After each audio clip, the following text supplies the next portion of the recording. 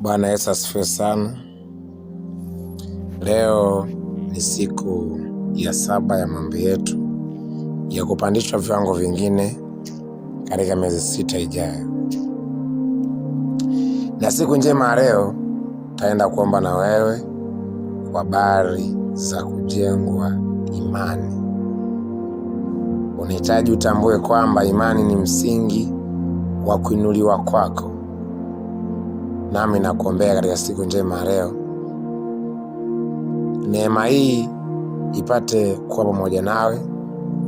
Imani yako ya kumtumainia Yesu Kristo iongezeke viwango hata viwango.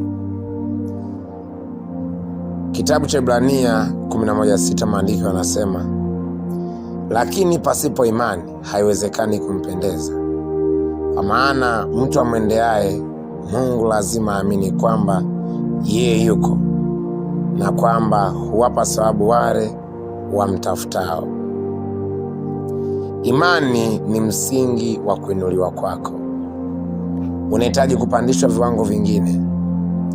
Unahitaji kuinuliwa viwango vingine. Tambua jambo la kwanza kuwa imani ni msingi wa kuinuliwa kwako.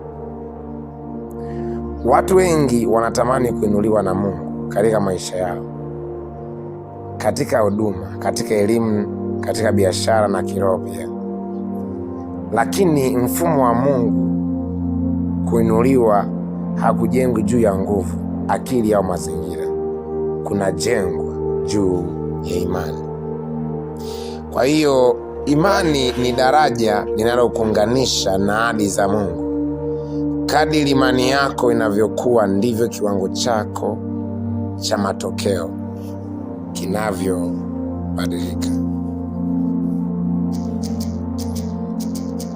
Imani yako inahitaji ikue siku baada ya siku. Imani yako inahitaji iongezeke. Nitasema na wewe mambo mawili matatu ya msingi sana. Jambo la kwanza, unabidi utambue kuwa imani huvuta mkono wa Mungu. Imani huvuta mkono wa Mungu.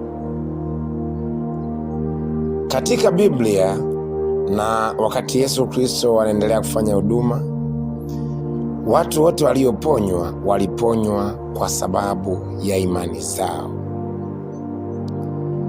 Kitabu cha Mathayo sura ya 9 mstari 27 hadi 31, maandiko yanasema, Yesu alipokuwa akipita kutoka huko, vipofu wawili wakamtafuta, wakamfuata wakipaza sauti wakisema, utulie mwana wa Daudi. Naye alipofika nyumbani, wale vipofu walimwendea Yesu akawaambia, mnaamini kwamba naweza kufanya hili?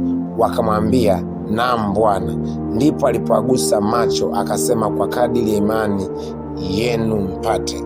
Kwa kiwango cha imani yako kinaathiri kiwango cha matokeo yako. Mungu anaweza yote, lakini je, wewe unaamini yote? Mungu anaweza yote, lakini ni wachache ambao wanaamini yote. Kwa utapata kiasi cha unachokiamini. Imani umruhusu Mungu kufanya yasiyowezekana katika maisha yako. Mfano, Petro alitembea juu ya maji kwa sababu ya imani. Alipoanza kuogopa, alianza kuzama. Petro alivyoambiwa na kuamriwa na Yesu Kristo atembee juu ya maji, alianza kutembea, lakini alivyoanza kuogopa akaanza kuzama. Kwa nini? Imani ndiyo daraja la kutembea kwako. Imani ndiyo daraja la kuvuka kwako. Imani ndiyo daraja la kuinuliwa kwako. Jambo la pili, imani hukufanya uone kabla ya kupokea. Imani huona matokeo kabla hayajatokea kwa macho ya kawaida. Anasema, basi imani ni kuwa na hakika ya mambo yatarajiwayo, ni bayana na mambo yasiyoonekana.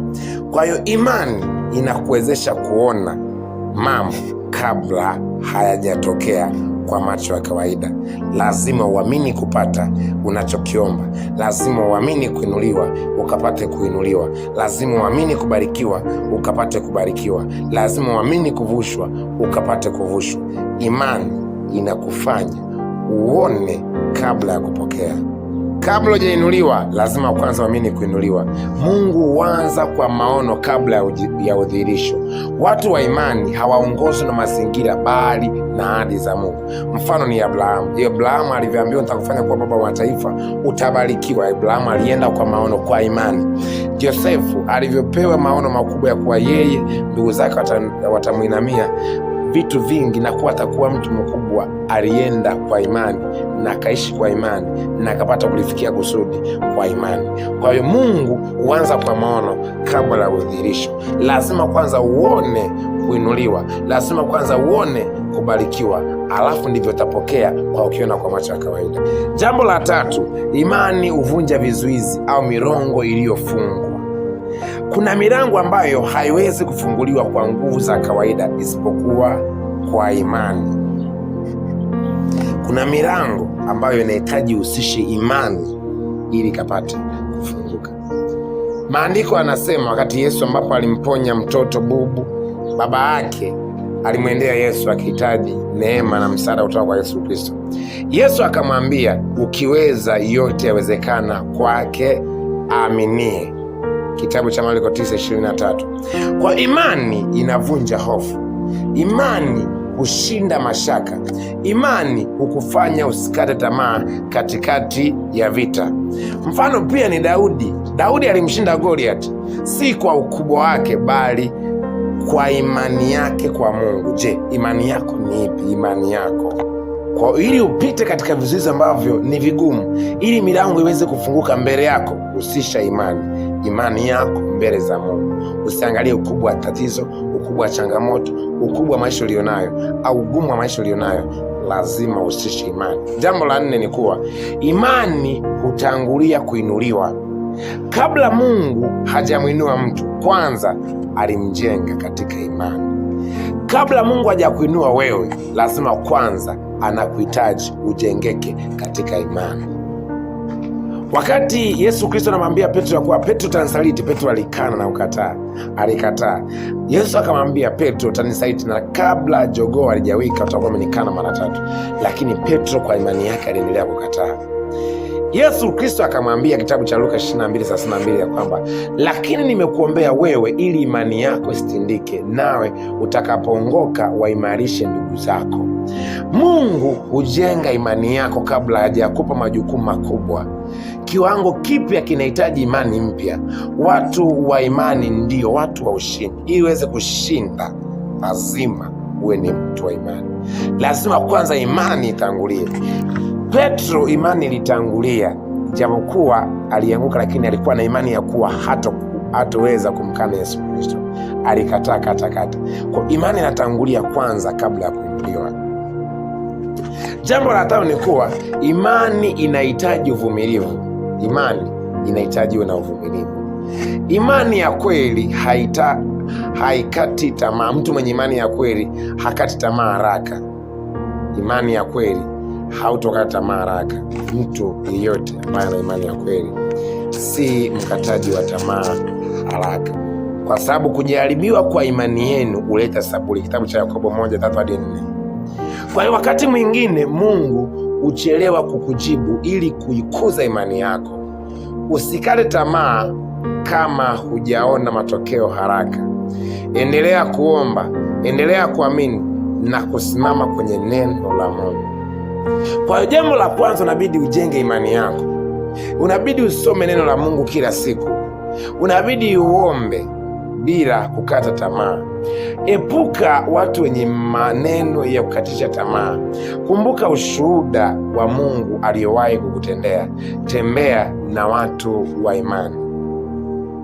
Ni maombi yangu leo ya kuwa imani yako ikue, ya kuwa imani katika kumtumainia Yesu Kristo ipande viwango hata viwango. Kwa hiyo kuinuliwa kwako hakutoanza nje yako, kutaanza ndani ya imani yako. Mungu haangalii tu uwezo wako, anaangalia kama bado unaamini. Usikubali mazingira ya kupunguzie imani. Usikubali kuchelewa kukufanye uache kuamini, kwa sababu imani ndiyo msingi Ninakuombea siku njema leo. Bwana kwa msaada wa Roho wake akupe kuweza upate kupandishwa viwango vya imani, hata imani uikulie imani, uwe ni mtu wa viwango vya tofauti kwa kumwamini Yesu Kristo katika maisha yako ulionayo, katika huduma yako, katika elimu yako, katika familia yako. Mkabidhi Bwana na mtumikie Bwana na mwamini Bwana apate kukuvusha katika jina la Yesu Kristo.